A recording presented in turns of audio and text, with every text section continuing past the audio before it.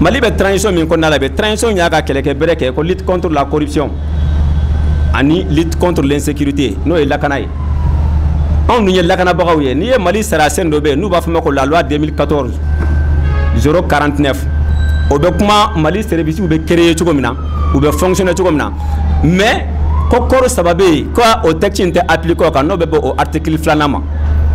o les cours et tribunaux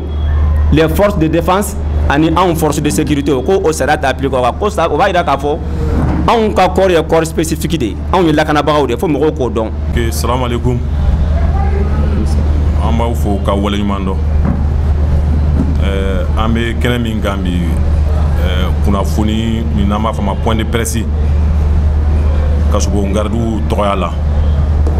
o ka syndicat ou bela jele farale jon nanga ma synergie des sections syndicales des surveillants de prison avec wati jambo ni mafle awi synergie en kolame a syndicat ou UNTM syndicat ba kono CDTM ba kono système ba kono donc anya mbulu du nyoma avec sandamani mo sisa wala sa anga la nyini do se ka do bala kosobe chukumina donc o hukumu de kono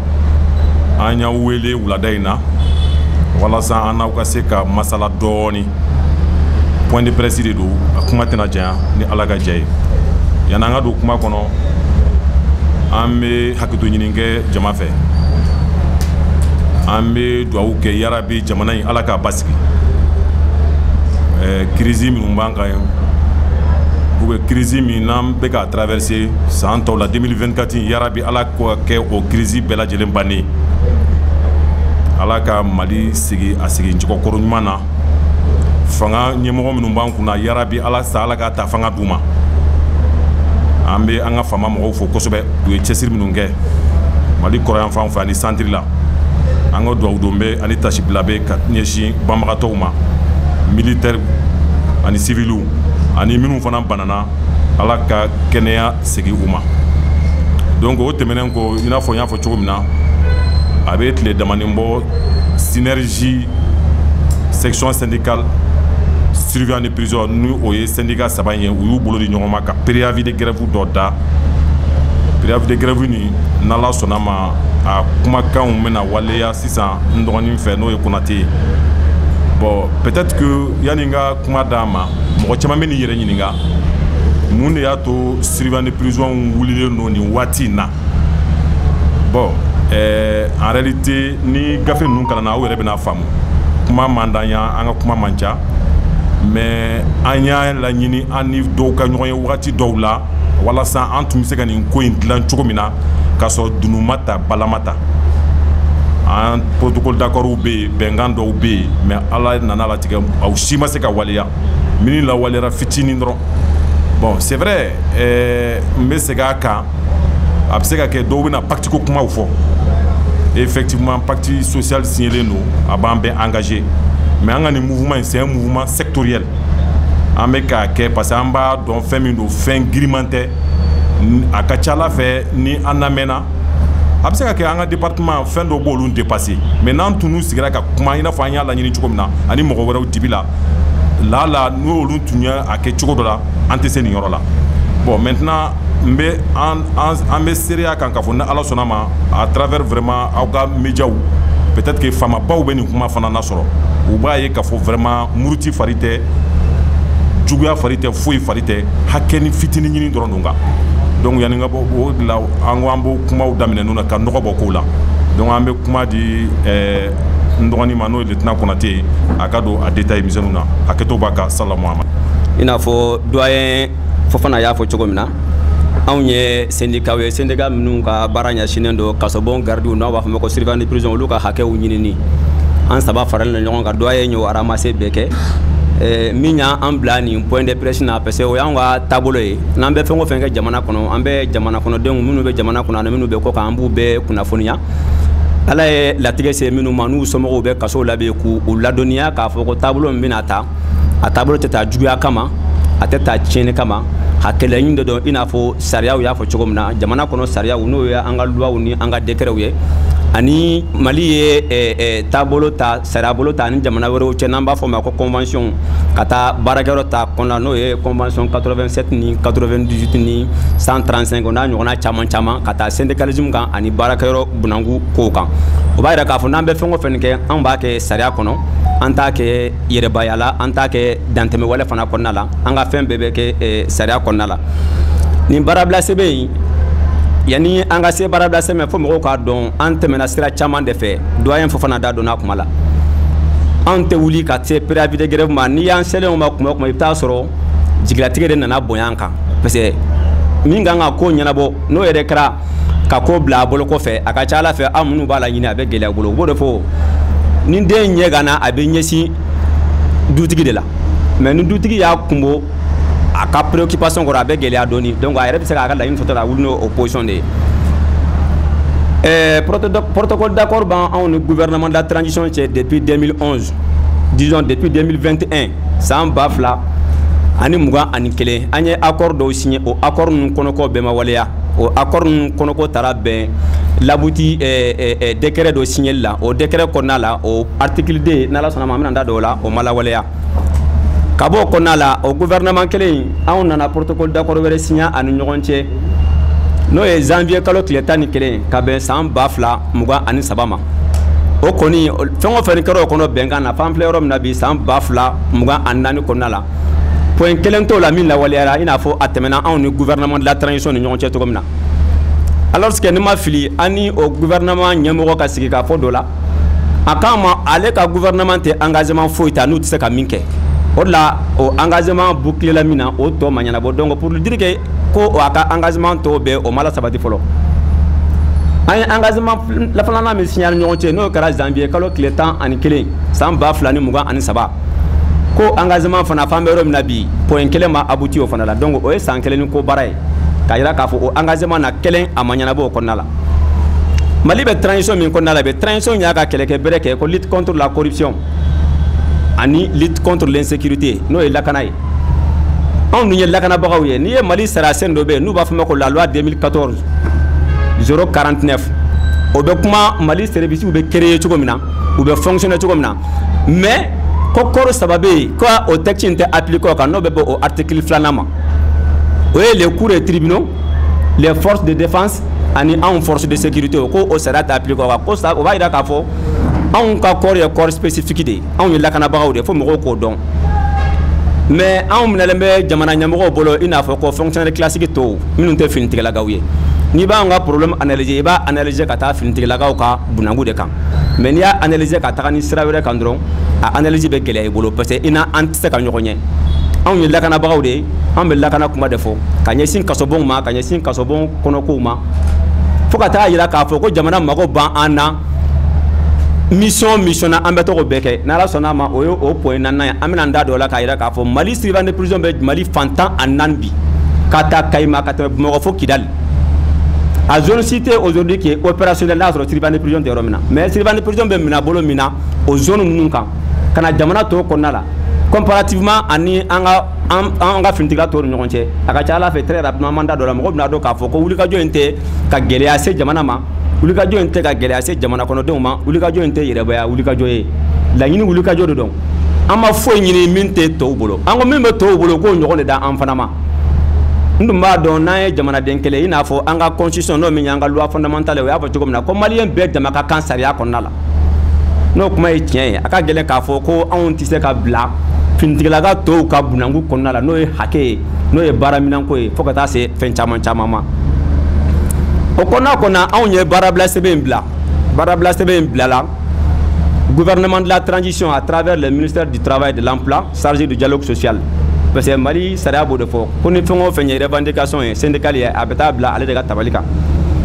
ni janvier kalo tile 8 préavis de grève baarabila sɛbɛn in kɔni a bilala ale ka tabali kan ɔ sariya dɔ fana bɛ yen min bɛ la loi 47/87 min fana b'a fɔ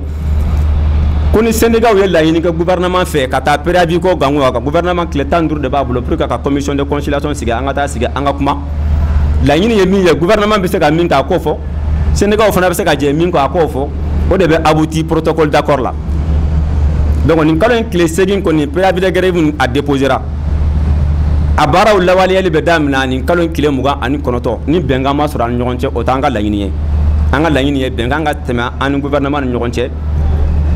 U ye malidenw ye cogo min na an fana ye cogo min na an ka bila an ka hakɛ kɔnɔ i n'a fɔ tɔw b'u ka hakɛ kɔnɔ cogo min na an ka baara kɛ jamana ye jamana kɔnɔdenw tɔgɔ la. O préavis de grève in kɔni point 4 de b'a kɔnɔ. Laɲini in ye point 4 de ye. A point fɔlɔ-fɔlɔ ye jumɛn ye? Ko l'application immédiate de conclusion des rapports de la décision. O décision ye décision jumɛn ye? An ko san 2000 ani 23 accord min signera an n'u ni ɲɔgɔn cɛ ka bɛn janvier kalo tile 11 ma. N'o ye an ka rectification interne de la grille ye. N'i ye fɔ grille kuma bɛɛ hakili b'a la waati dɔ an ye wulikajɔ caman kɛ grille min taara n'u y'a faamuya ko la grille unifiée. O grille unifiée anw ye problème 2 de sɔrɔ a kɔnɔ. A problème fɔlɔ an ka corps yɛrɛ kɔnɔna la a problème dɔ ye dɔ créer ka tila ka problème 2 créer an ni finitigilaka tɔw ni ɲɔgɔn cɛ. Donc i b'a jateminɛ k'a fɔ an ka diplôme minnu bɛ taa ni bac ni licence ye olu ka indice n'i y'a ta k'a comparer finitigilaka tɔw ta danfaraba b'u ni ɲɔgɔn cɛ. An ka gouvernement man kan ma jɛ n'a ye. O grève kɔnɔna la u y'a yira na k'a fɔ bon o question ko syndicat caman wele ka jɔ o la k'u b'a ɲini an fɛ an k'a to an ka taa o question traiter dialogue social kɔnɔna la. N'o ye an ni finitigilaka tɔw ni ɲɔgɔn cɛ problème min bɛ yen danfara min bɛ an n'olu ni ɲɔgɔn cɛ. Comme an yɛrɛ ka corps kɔnɔna la parce que an ka corps sigilen bɛ sigiyɔrɔma 3 an b'a fɔ ma fɔlɔ a sigiyɔrɔma fɔlɔ o ye agents ye n'olu b'a ta élèves sergents ma ka taa bila sergent ka taa bila fo major la. A sigiyɔrɔma 2nan o ye contrôleur ye n'olu b'a ta sous lieutenant ma ka taa lieutenant ma ka taa bila capitaine fo capitaine major. A sigiyɔrɔ 3nan olu b'a ta commandant ma n'olu ye inspecteur ye ka taa lieutenant colonel ma ka taa colonel ka taa bila fo général ma an ka corps sigilen bɛ nin 3 i n'a fɔ corps tɔw sigilen bɛ cogo min na. Mais grille transposition kɔnɔna la minnu ye dugumamɔgɔw ye n'o ye agents ye olu ka indice nana tɛmɛ contrôleur minnu ye sanfɛmɔgɔw ye ka taa fo san 6 hakɛ ɲɔgɔnna la. Ka san 6 avancement bi annuel yɛrɛ danfara bila u ni ɲɔgɔn cɛ c'est à dire indice 3 parce que n'i bɛ baara kɛ fonction publique la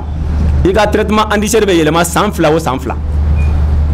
mais yɛlɛmali kɔnɔna la senw ɲagaminu bolo ka na dugumamɔgɔw kɛ sanfɛmɔgɔw ye. Donc c'est pour dire que anw fɛ yen bi i bɛ taa sɔrɔ sergent chef adjudant chef o ka indice ka ca capitaine ni commandant ni lieutenant colonel ta ye.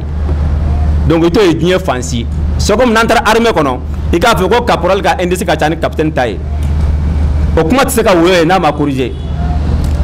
An dun ka kunnafoni kɔnɔna la ni erreur in kɛra nin grille kelen kɔnɔna la an balima sɔrɔsilakaw fɛ n'o ye major ka indice ye an ka kunnafoni kɔnɔna la mais o falenna k'a sɔrɔ kuma ma woyo. Munna n'anw t'a ɲinina k'a fɔ ko baara kɛra baara cɛjugu ye ko k'o yɛlɛma o kuma kan ka woyo. O bɛ woyo parce que anw ye surveillant de prison ye parce que surveillant de prison olu ni hakɛ man kan an b'o de jateminɛ ka taa jamana ɲɛmɔgɔw fanfɛla la. Donc o préavis in kɔnɔ an bɛnn'a kan k'a fɔ ko ka commission dɔ sigi an yɛrɛ ka ministère jabala la n'o ye ministère de la justice ye ko commission in ka grille in ta a ka analyser senw ɲagamina ɲɔgɔn min na danfara min bɛ yen ko k'o yira pour que gouvernement ka se k'o corriger. O commission sigira o commission y'a ka baara kɛ ka bɛn janvier kalo tile 23 ma. Donc o baara kɔni tɛmɛnen o conclusion kɛra k'o rapport kɛ k'o déposer an ka ministre ka tabali kan n'o ye ministre de la justice ye. Ale fana y'o bila ka taga ministère de l'économie et des finances fɛ ko k'a jateminɛ a bɛ bɛn jamana ka musaka joli ye ani a k'a ka hakilina di. Ministère des finances ko anw k'o baara ko k'o fana bila ka taa pacte kɔnɔna la. Baara kɛra baara ma ɲa o bɛ corriger de mais o bɛ se ka taa bila ka taa sigi ka fɔ jamana jumɛn kɔnɔ o dun tɛ ɲɔgɔn fɛ alors que ni mɔgɔw ma pacte in jateminɛ gouvernement ka communication kɔnɔ a bɛ comme ni pacte in signera syndicat man kan ka grève kɛ syndicat man kan ka revendication kɛ an bɛɛ kan ka pacte in de suivre fo ka taa san 5 in dafa alors que pacte min filɛ nin ye a bɛ problème traiter dans leur globalité pacte tɛ problème sectoriel tɛ an ka problème ye problème sectoriel de parce que ɲagami dɔ de kɛra fili dɔ de kɛra sariya sɛbɛn dɔ kɔnɔ o de kan ka falen. N'a ma fili o kɛra corps wɛrɛ ye jamana in kɔnɔ an tɛn'o tɔgɔ fɔ u y'o bonification d'indice k'o corps mɔgɔw fana ye o kɛra jamana in kɔnɔ mais ni surveillant de prison k'a ɲini mun na a tɛ se ka kɛ surveillant de prison ye an b'o ɲininkali kɛ ka taga jamana marabagaw fɛ. A point fɔlɔ y'o ye k'a jira k'a fɔ bon ko bɛnkan min kɛra commission ye baara min kɛ n'o rapport ko gouvernement ko o rapport de conclusion appliqué parce que an b'o fɔ mun na n'an m'a fɔ o ka appliqué n'an taara ko k'a rectifier u b'a fɔ k'an ka taa commission wɛrɛ de kɔnɔ tugun. Syndicat ni gouvernement an ye partenaire de ye o bamananw kuma fɛn faramaw bɛ ɲɔgɔn kiyɔrɔ dɔn Donc en gros aux conclusions o ye analyse min kɛ ko k'o conclusion appliquée. Donc o de an ka laɲini fɔlɔ ye. Laɲini filanan ye jumɛn ye? O ye Mali sariya sɛbɛn dɔ de yɛrɛ n'o ye an ka décret d'application dɔ ye. An n'u ka conclusion fɔlɔ min signera ni ɲɔgɔn cɛ n'o bɛnna san 2021 ma. O kɔnɔna la o ko kan ka décret dɔ ta pour que ka prime ni indemnité dɔ d'anw ma. O décret in taara an kan ka prime ni indemnité min sɔrɔ i n'a fɔ an bɛnna kan cogo min na. U y'o b'a sira fɛ u y'o prime di. Mais au décret kelen kɔnɔna la o sigisen dɔ bɛ yen n'an b'a fɔ a ma ko article 2. O article 2 ko ko bon ko surveillant de prison ko ka heure supplémentaire d'u ma. Heure supplémentaire ye jumɛn ye? Mali sariya ko Mali baarakɛla ka kan ka baara kɛ heure 8 tile kɔnɔ. N'a tɛmɛna heure 8 na a mana baara fɛn o fɛn k'o kɔfɛ k'o ye heure supplémentaire de ko kan ka kɛ faranga ye a ka sara kan. O sariya bɛ Mali la. Dɔw bɛ k'o sɔrɔ jamana in kɔnɔ bi. Anw dun ka baara ye 24 heures sur 24 tile bɔ n'a bin anw bɛ baara la.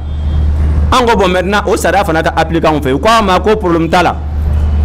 Ko o décret sigi sen filanan ko ka heure supplémentaire di anw surveillant de prison ma k'a daminɛ janvier kalo tile fɔlɔ san 2022. O ye décret article 2 n'o signera an yɛrɛ ka président de la transition fɛ ani les ministres concernés. Mais fan filɛ yɔrɔ min na bi le 12 janvier 2024 jusqu'à présent surveillant de prison 6 ma heure supplémentaire sɔrɔ alors que a dun bɛ décret kɔnɔ ko ka a d'an ma ka bɛn ni janvier kalo tile fɔlɔ ye san 2022. Donc ça veut dire que an ye san 2 sɔrɔ o la sa o baara fana ma kɛ o dun ye sariya sɛbɛn de ye président de la transition yɛrɛ y'a bolo bila sariya sɛbɛn min na.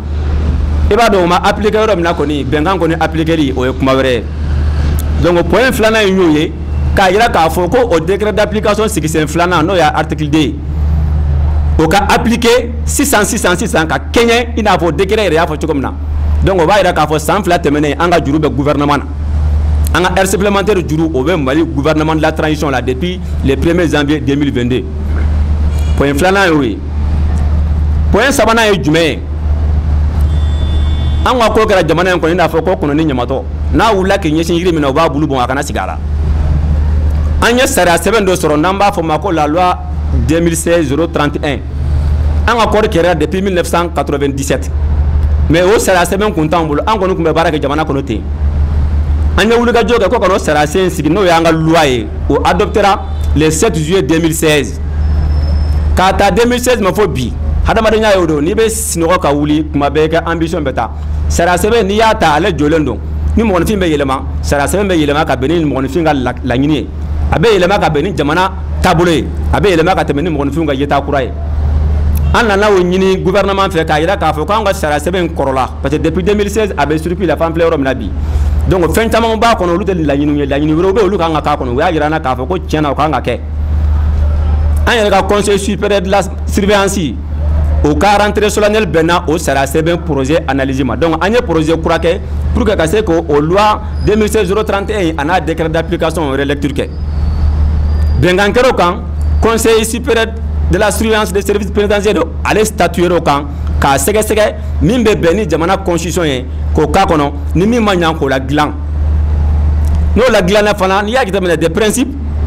statut autonome bɛɛ bɛ accompagner ni giri dɔ de ye o giri ye jumɛn ye o ka statut bɛ appliquer mɔgɔ minnu kan olu ka sarako bunankun bɛ traiter min na o de bɛ annexer a la donc an ko gouvernement bɔ maintenant n'a ma ɲɛ ko fili kɛra anw fɛ an ni an balima tɔw ni ɲɔgɔn cɛ fili kɛra an fɛ a kɔnɔna la donc an t'a fili in bɛɛ jateminɛ k'a bɛɛ corriger o giri kelen kɔnɔ o projet de giri kɛra maintenant k'o da o projet de relecture de statut kan k'o fana bila ka taga ministère de l'économie et des finances la k'a k'a jateminɛ a kan ka bɛn musaka joli ma ani a k'a ka hakilina di an ka balinako kɛra min ye o le kɛ o ministère de l'économie et des finances ka a sɛgɛsɛgɛ a kan ka bɛn sara wari hakɛ min ma ani a k'a ka hakili di ale m'o di ale fana ko non ko o texte fana bila ka taa pacte social kɔnɔ donc finalement ko pacte social o tɛ bɔ k'a ɲɛfɔ maliyɛnw ye donc ça veut dire jamana kunkanko kuma bɛɛ bɛ taa ɲɛnafɔ pacte de kɔnɔ bilen an ko ayi nin transition in kɔnɔna la pacte in kɔnɔna la finitigilaka wɛrɛw ka statut ye relecture 2 kɛ o kɛra transition kɔnɔ pacte kuma ma fɔ texte bɛɛ bɛ ka tɛmɛ CNT la bi pacte kuma tɛ fɔ mais ni surveillant de prison wulila ko k'o bila pacte kɔnɔ an b'an yɛrɛ ɲininka pacte dabɔra surveillant de prison de kama wa a dabɔra Mali baarakɛla bɛɛ de kama an ko a ma an tɛ jɛn n'o ye tɔw ta tɛmɛna cogo min na conformément au principe de jurisprudence u k'an fana ta la tɛmɛ tan parce que an fana ye malidenw de ye an ye finitigilaka i n'a fɔ finitigilaka tɔw o ye laɲini filanan ye k'a yira k'a fɔ an tɛ jɛn n'o fana ye donc an ka statut a n'a décret d'application a ka don circuler a ka adopté i n'a fɔ an balima finitigilakaw ta tɔ kɛra cogo min na maintenant a point naaninan ye jumɛn ye n'i y'a jateminɛ Mali bɛ kɛlɛ de la bi a bɛ terrorisme ko kɛlɛ la a bɛ banditisme kɛlɛ la a bɛ jihadi ko kɛlɛ la o b'a yira k'a fɔ ko finitigilaka bɛɛ de wulilen don ka jɔ ka kɛ ba kelen fa kelen ka wuli o kɛlɛ la bi anw surveillant de prison b'o kɛlɛ la o de la an ko an ka kuma daminɛ la k'a ta Kayi ka tɛmɛ Bamakɔ fɛ Tombouctou Gao fo Kidal a yɔrɔ si tɛ yen bi kɛ opérationnel ko surveillant de prison tɛ yen marifakisɛ t'i pan surveillant de prison kunna ka taa sɔrɔdasi kɛ faga dɛ parce que k'e ye surveillant ye dɛ a t'i pan surveillant de prison kunna ka taa policier kɛ sɔrɔdasi kɛ gendarme kɛ faga dɛ parce que k'e ye surveillant ye dɛ ni marifakisɛ bɔra kisɛ da fɛ a bɛ ɲɛsin min na a b'o de faga anw ka colonel dɔw sara nord la an ka dɔw talen bɛ otage la hali sini u ma ɲɛdɔn o b'a yira k'a fɔ ko jugu tɛ danfara kɛ kɔɔriw ni ɲɔgɔn cɛ munna jamana marabagaw bɛ danfara kɛ kɔɔriw ni ɲɔgɔn cɛ an b'o ɲininkali kɛ k'o ɲɛsin jamana ɲɛmɔgɔw la o kɔnɔna la jamana nana musaka ta ko musaka de finitigilaka fɛn o fɛn ko ni e ka baara ɲɛsinnen bɛ ka taa ni insécurité ni djihadisme kɛlɛli la k'e b'o territoire min kan ko a hakɛ dɔ ma n'an b'a fɔ o ma ko prime spéciale d'alimentation o ye jumɛn ye ko ka musaka dɔw d'u ma u bɛ se k'u yɛrɛ balo cogo min na parce que e tɛ se ka wuli ka t'i sigi restaurant na ka taa dumuni kɛ i tɛ se ka wuli ka taa carré ka taa dumuni kɛ ne ye wula e ni jugu bɛ bɛn jugu bɛ se k'i faga i bɛ se k'i ka position bila ko k'olu maintenir u place la k'o musaka d'u ma u ka dumuni kɛ u ka position na o cogo la o wari o musaka surveillant de prison t'o sɔrɔ mais u bɛ di Mali finitigilaka bɛɛ ma mɔgɔ o mɔgɔ n'i bɛ sur le théâtre des opérations mais anw surveillant de prison t'o sɔrɔ a prime fɛn ye jumɛn ye ni dɔw b'a wele ko prime aya k'a fɔ ko ni e de bɛ kɛlɛkɛyɔrɔ la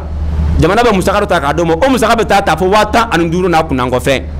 ko parce que e bɛ kɛlɛkɛyɔrɔ la e bɛ kɛlɛkɛ daga la k'o ka d'e ma e bɛ sɛgɛn min kɛ ye o ka kɛ k'e ka sɛgɛn compenser mais anw surveillant de prison t'o sɔrɔ anw dun fana bɛ kɛlɛkɛyɔrɔ la an ni corps tɔw bɛ patrouille conjointe kɛ ɲɔgɔn fɛ an b'an ka prison sécuriser mɔgɔ t'anw sécuriser donc n'aw y'o musaka ta k'o di finitigilaka tɔw ma parce que k'olu bɛ ka sɛgɛn an minnu bɛ tɛmɛ an tɔw fana bɛ anw bɛ kɛ cogo di n'u b'a fɔ ma ko prime en présence sur le théâtre des opérations o bɛ d'olu ma ni avantage ninnu bɛɛ bɛ di ye